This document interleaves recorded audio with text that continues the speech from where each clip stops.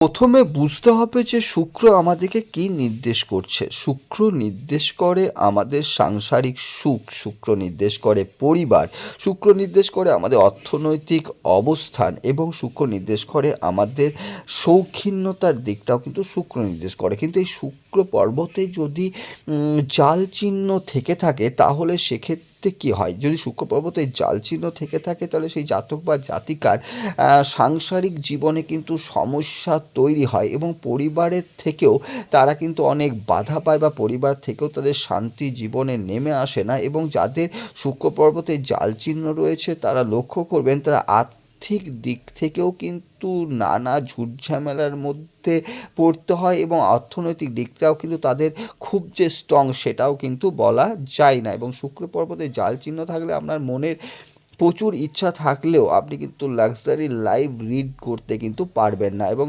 আপনার জীবনের শখগুলো কিন্তু সচরাচর পূরণ হবে না, এটা কিন্তু বলা যায়। তাই শুক্র পর্বতে জাল চিহ্ন যে খুব শুভ এটা কিন্তু মোটের উপর একদমই না।